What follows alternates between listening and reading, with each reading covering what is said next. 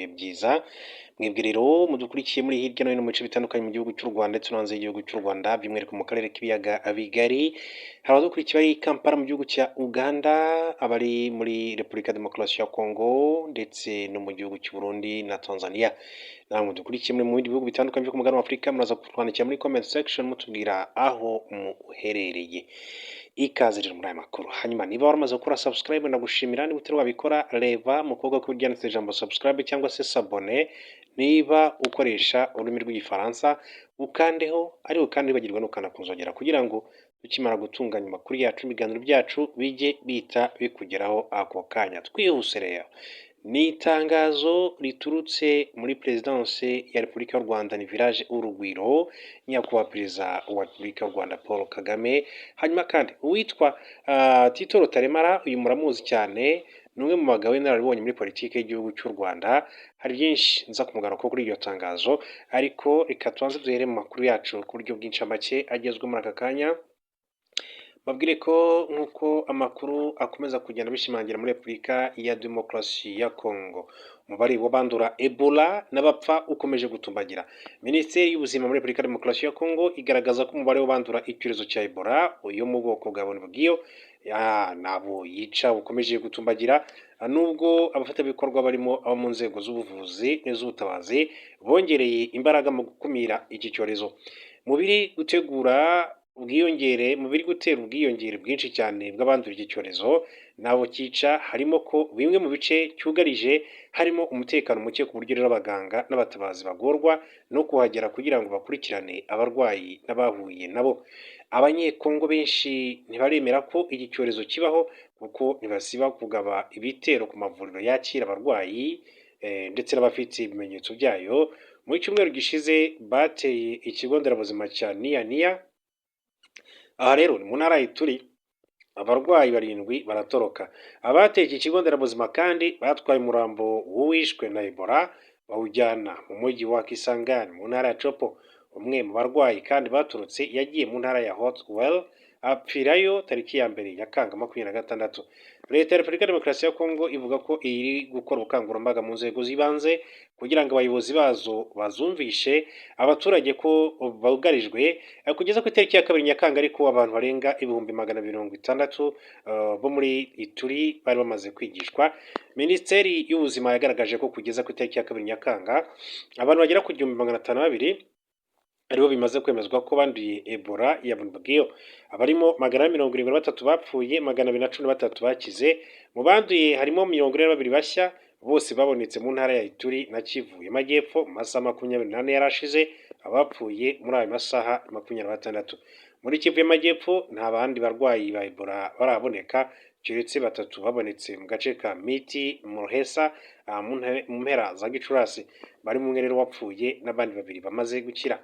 Iyi minisiteri yatangaje ko kuva ku itariki ya 15 Gicurasi ubwo iki cyorezo cyatangazwaga bwa mbere hamaze kuboneka abarenga 11,360 bahuye n'abanduye, barimo 269 barangije iminsi 21 y'akato. Kugeza ku itariki 21 Kamena, Uganda nayo yari imaze kubonekamo abarwayi 21 ba Ebola, barimo 2 bapfuye, nta bandi baraboneka kugeza uyu munsi nk'uko amakuru akomeza kugenda abishimangira. Hanyuma babwire ko nk'uko amakuru akomeza kuyabishimangira, i Washington DC na bimwe mu bice by'uburasirazuba bwa Leta Zunze Ubumwe za Amerika ubushyuhe bukabije bwatumye ibirori byo kwizihiza umunsi w'ubwigenge ku itariki ya 4 Nyakanga bikomwa mu nkokora, aho imyiyereko, ibitaramo ndetse n'amaserukiramuco y'ibyishimo byasubitswe cyangwa se bigahagarikwa. Reuters ni nk'amakuru y'Abongereza yanditse ko ubushyuhe bukabije bwagize ingaruka ku bice byinshi cyane by'igihugu, cyane cyane mu mujyi wa Washington n'indi mijyi minini. Abayobozi b'igihugu barimo n'inzego z'umutekano, iz'ubuzima basabye abaturage kandi kwitwararika nyuma y'uko ubushyuhe bwazamutse bukagera kuri rwego rwo hejuru, aho ahantu hamwe bwageze kuri °C38. Ikigo cya PGM gicunga amashanyarazi ku bantu barenga miliyoni 37 cyasabye abaturage rero kugabanya ikoreshwa ry'umuriro kubera ikoreshwa rikabije ry'ibikoresho bitanga ubukonje mu nzu. New York kompanyi yitwa Con Edison yatangaje ko ibihumbi by'abaturage byabuze amashanyarazi. Mu birori byari biteganyijwe hari ibya Perezida Donald Trump byari bigamije kandi kwizihiza isabukuru y'imyaka 50 ubwigenge, ariko nabyo byakumwe mu nkokora n'ubushyuhe bukabije bwibasiye ibice byinshi cyane by'igihugu muri Leta Zunze Ubumwe za Amerika by'umwihariko mu mujyi wa Washington. Hanyuma mbabwire ko Iran yashyizeho ibihugu izaha umwihariko muri Hormuz cyangwa se Detroit de Hormuz. Ambasaderi wa Iran mu Bushinwa yatangaje ko Ubushinwa n'ibindi bihugu by'inshuti bizajya kandi bihabwa ubufasha bwihariye mu gihe bitambutsa ubwato bwabyo mu nzira Hormuz. Uwitwa Abdureza Rahman Fazil akaba yavuze ko hazashyirwaho uburyo bushya bwo kohereza Ubushinwa n'ibindi bihugu muri Hormuz bikozwe ku bufatanye na Oman. Iyi gahunda na Iran ikubiyemo gushyiraho amahoro yishyuzwa ubwato bunyuzwa mu nzira Hormuz. Ati gushyira ayo mafaranga ntibizaba kandi binyuranyije n'amategeko mpuzamahanga agenga inyanja. Ibi yabivuze mu ijambo yavugiye mu nama mpuzamahanga y'amahoro World Peace Forum yabereye Beijing ku itariki ya 4 Nyakanga. Reka rero tujye ku nkuru yacu nyirizina, mbabwire ko nk'uko ku munsi w'ejo byagarutswe n'umukuru w'igihugu cy'u Rwanda, mbabwira ko ati ibyabaye muri iki gihugu ntibizongera, ntabwo tuzabyemera. Perezida Paul Kagame mu butumwa bwo kwibohora. Perezida wa Repubulika y'u Rwanda Paul Kagame yashimye ingabo za RPA ku butwari n'ubwitange bwazo bwahinduye amateka y'igihugu, avuga ko benshi batagize amahirwe yo kubaho ariko ko ibyo baharaniye bigaragara mu Rwanda rwa none. Yabigarutseho mu ijambo yagejeje ku Banyarwanda mu kwizihiza umunsi wo kwibohora ku nshuro 32. Yavuze ko u Rwanda rwamaze imyaka myinshi muri politiki yo guheza, gutera ubwoba ndetse no kubiba amacakubiri. Ati intego y'urugamba rwo kwibohora yari ugusubiza Abanyarwanda ibyo bari barambuwe, kubaho mu cyubahiro kandi bafite agaciro. Icyakora icyo bitekerezaho ibyo bitekerezo bibi ntabwo byazimye burundu, biracyariho ati mu buryo butandukanye kandi biracyagaragara hirya no hino mu karere kacu. Twabonye byinshi kandi twarababaye bihagije ku buryo tudashobora kandi na rimwe gufata ibi bitekerezo nk'ibintu byoroshye. Umukuru w'igihugu yavuze ko u Rwanda rwubakiye ku mutekano n'imiyoborere myiza kandi ko umutekano ujyanye no kubaho neza, igihugu kitawushakira gushimwa n'abandi. Ati tudafite umutekano nta kindi cyashoboka, niyo mpamvu dukomeje ati kuba amaso kandi tugahagarara ku byo twemera. Ibyabaye muri iki gihugu cyacu ntibizongera ku mpamvu imwe yumvikana, ntabwo tuzabyemera. Yavuze ko u Rwanda rufite urubyiruko rutabaye mu mateka mabi igihugu cyanyuzemo, arusaba kumva ko nta wundi ufite inshingano ku Rwanda kurusha Abanyarwanda ubwabo. Ati hari abashobora kudushyigikira, hari nabo tutemeranya ati ku bintu bimwe na bimwe cyangwa se batumva neza icyo dushaka, gusa icyo tuzi ni uko amaherezo hose bashobora kandi kudutera umugongo igihe babishakiye. Twe nta yandi mahitamo dufite, ni inshingano yacu kureba ko Umunyarwanda wese ashobora kandi kubaho mu mahoro no gutera imbere mu gihugu cye. Niyo mpamvu kwibohora ati bitazigera kandi birangira, ahubwo bizakomeza kujyana n'igihe kandi bigaragarira mu mbaraga dushyira mu kuzamura imibereho y'abaturage bacu uko imyaka ishira. Perezida Kagame yavuze ko hazaza h'u Rwanda ari heza kandi hashingiye ku kubaka ubumwe ndetse no kwanga amacakubiri hamwe no gufatanya. Ati ibyo twagezeho mu myaka 32 ishize birivugira, dukomeze inzira nziza ariyo twahisemo. Akaba rero ari ijambo ry'umukuru w'igihugu cy'u Rwanda yagejeje ku Banyarwanda muri rusange, arashimira RPA cyangwa se RDF muri rusange n'ubundi yagize uruhare rukomeye cyane mu kubohora igihugu cy'u Rwanda ndetse no guhagarika Jenoside yakorewe Abatutsi. Reka tujye kuri Tito Rutaremara. Ati nabo twafashaga ntibatwumvaga, urwibutso rwa Rutaremara ku rugamba rwo kubohora u Rwanda. Uyu ni umuyobozi mukuru w'urwego rw'igihugu ngishanama rw'inararibonye. Tito Rutaremara yavuze ko mu rugamba rwo kubohora igihugu aribwo inkotanyi zatereranywe n'amahanga cyane, bityo ko ubu atari bwo rwasubizwa inyuma n'ibihano bibogamye bamwe bashyiraho u Rwanda. Yabitangaje ku itariki ya 4 no ku munsi w'ejo hashize, ubwo hizihizwaga umunsi mukuru wo kwibohora ku nshuro 32 mu Rwanda. Rutaremara yahumurije rero abatewe impungenge n'ibihano bifatirwa igihugu cy'u Rwanda, ashimangira ijambo Perezida Paul Kagame yavuze, yemeza ko umutekano w'u Rwanda udashingira ku gushimwa n'amahanga nk'uko nawe yaje kugenda abigarukaho Rutaremara. Hanyuma Muzehe Rutaremara rwose akaba yarashingiye ku buzima bwo kwirwanaho inkotanyi zaciyemo mu gihe cy'urugamba rwo kubohora igihugu, avuga ko nta gihugu cyari kibashyigikiye ndetse n'icya Uganda cyari cyarabahaye ubuhungiro kitifuzaga ko bataha mu Rwanda. Yagize ati nabo twabanaga ati ntibatwumvaga, ntibashakaga ko tuza. Tuvuge nka Uganda twafashaga kugira ngo Museveni ajye ku butegetsi, yego ntibanze ko dutaha ariko bari bakidukeneye, bifuzaga ko twahaguma. Yagarutse kandi ku gitutu abazungu bashyiraga kuri Uganda ngo ihagarike inkotanyi zireke gutera u Rwanda. Ati twatezaga Uganda ingorane kubera icyo gitutu cy'abazungu babwira Uganda ngo batera baturuka iwanyu turabima ibi n'ibi. Yakomeje agaragaza ibihano inkotanyi zafatirwaga ariko ntizicike intege. Rutaremara yasobanuye uburyo Habyarimana Juvenal wahoze ari perezida w'u Rwanda yashinjaga perezida wa Uganda Yoweri Kaguta Museveni ko ariwe umutera, byatumye bombi bumvikana ko Habyarimana ashyira abasirikare ku mbibi zihuza u Rwanda na Uganda, na Museveni agashyira imbaraga mu kubahagarika bakabura aho banyura.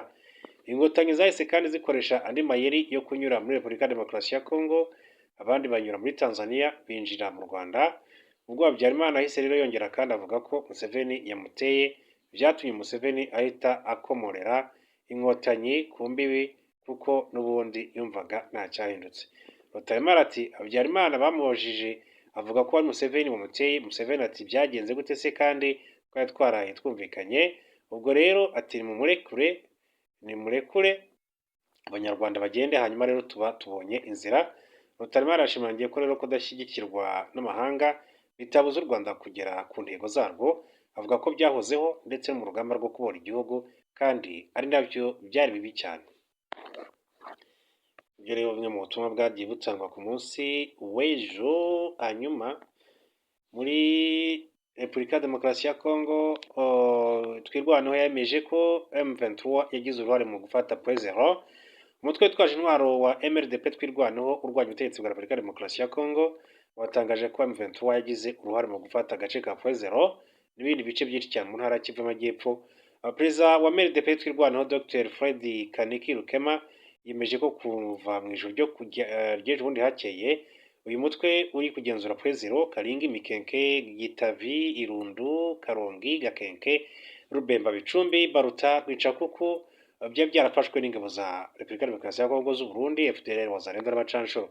Yagize ati iri joro ryakeye ingabo za Twirwaneho iza M23 n'abayobozi bazo zifatanyije zasubije umwanzi inyuma wari waje kuturimbura, kutunyaga ndetse no kutwambura agaciro kacu.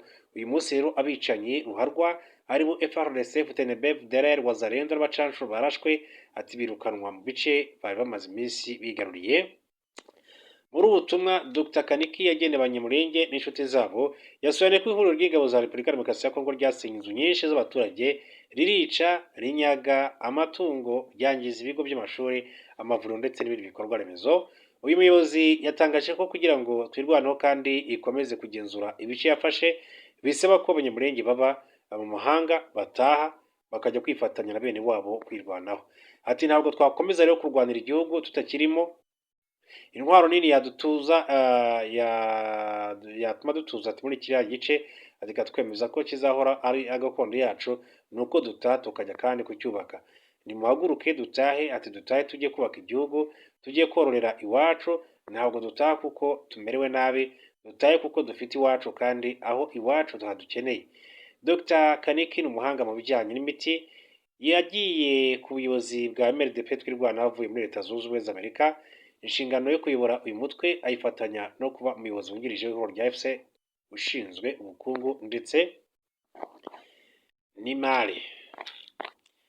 AFC bibutsa ko Alliance Fleuve Congo M23. Hanyuma reka nsoreze ko inkuru babwire ko Ukraine yagabye igitero gikomeye cyane muri St. Petersburg, ni umujyi ukomeye cyane mu Burusiya. Ukraine yatangaje ko yagabye igitero gikomeye cyane cya drone ku habikwa ibikomoka kuri peteroli mu mujyi wa St. Petersburg mu Burusiya, umujyi wa kabiri munini cyane mu Burusiya. Perezida wa Ukraine Volodymyr Zelensky yavuze ko iki gice cyarashwe ari ingenzi cyane kuko gitanga amafaranga akoreshwa mu ntambara Uburusiya bwashoje kuri Ukraine. Guverineri wa St. Petersburg yitwa Alexander Beglov yemeje ko umujyi wagabweho igitero gikomeye cya drone nubwo nta bantu bapfuye cyangwa se ngo bakomereke. Ukraine yavuze ko hafi 43% by'ubushobozi bwo gutunganya peteroli mu Burusiya bwangiritse kubera ibi bitero. Iki gihugu kivuga ko ibi bikorwa bigamije kandi kugabanya ubushobozi bw'Uburusiya bwo gukomeza intambara kuko gishingira cyane ku bicuruzwa bya peteroli na gaze. Ibitero byabaye mu ntera ya kilometero 850 uvuye ku mupaka wa Ukraine. Amashusho yashyizwe hanze yerekanye umwotsi mwinshi wirabura uvaho igitero cyagabwe. Ukraine ivuga ko ibyo bitero byibasiye ibikorwa remezo byinjiriza amafaranga Uburusiya. Ku rundi ruhande, Uburusiya bwatangaje ko bwahanuye drone zirenga 70 muri ako gace kandi bwemeza ko ibitero bya Ukraine bigamije kuyobya burari abaturage n'abaterankunga bayo. Perezida Putin kandi yavuze ko ari ikibazo cy'ibura rya lisansi ndetse ashyiraho amategeko agamije kandi kongera ububiko bwayo imbere mu gihugu. Reka amashimwe rero mbifuriza